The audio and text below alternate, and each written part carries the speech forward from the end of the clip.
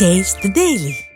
அயோத்தியில் வரும் 22ஆம் தேதி ராமர் கோயில் கும்பாபிஷேகம் நடைபெற உள்ள நேரத்தில் ராமர் நாமத்தை உச்சரிக்கவும் வீட்டில் தீபம் ஏற்றி வைக்க வேண்டும் என்றும் பிரபல பின்னணி பாடகி சித்ரா தெரிவித்ததை அடுத்து அவருக்கு எதிராகவும் ஆதரவாகவும் விமர்சனங்கள் எழுந்து வருகின்றன.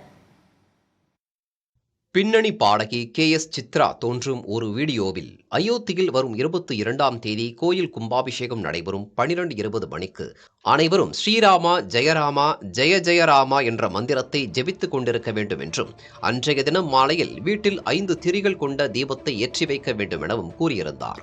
அனைவருக்கும் இறைவனின் அருள் கிடைக்க வேண்டும் எனவும் அவர் வாழ்த்து தெரிவித்திருந்தார். இதைத் தொடர்ந்து பாடகர் சூரஜ் சந்தோஷ் சித்ராவின் கருத்து குறித்து தனது இன்ஸ்டாகிராம் பக்கத்தில் விமர்சித்துள்ளார். ஒரு மசூதியை இடித்துவிட்டுதான் கோயில் கட்டப்பட்டது என்ற வரலாற்றை மறந்துவிட்டு லோக சமஸ்தா சுகினோ பவந்து என கூறுபவர்களின் அப்பாவித்தனம் இதில் குறிப்பிடத்தக்கது என அவர் குறிப்பிட்டுள்ளார். இன்னமும் எவ்வளவு சிலைகள் ஒவ்வொன்றாக உடைக்கப்பட உள்ளன எனவும் இன்னமும் எவ்வளவு KS சித்ராக்கள் தங்களது உண்மை முகத்தை காட்டப் போகிறார்கள் எனவும் அவர் விமர்சித்துள்ளார். எழுத்தாளர் இந்து மேனன் தனது ஃபேஸ்புக் பக்கத்தில் சித்ரா குறித்து விமர்சித்துள்ளார். மக்கள் இரத்தத்திலும் வலியிலும் அமர்ந்து எவ்வளவுதான் உச்சரித்தாலும் ராமரோ விஷ்ணுவோ தோன்றப் போவதில்லை என அவர் குறிப்பிட்டுள்ளார். 5 லட்சம் தீபங்களை ஏற்றி வைத்தாலும் உங்கள் உள்ளம் ஒளியால் நிரம்பப் போவதில்லை எனவும் அவர் கூறினார்.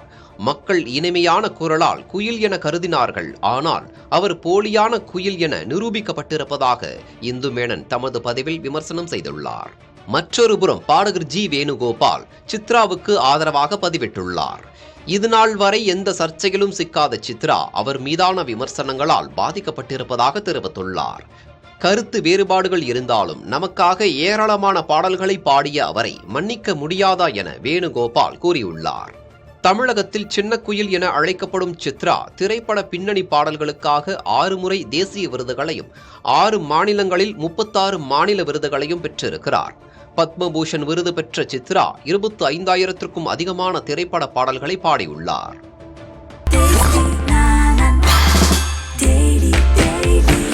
Taste the Daily.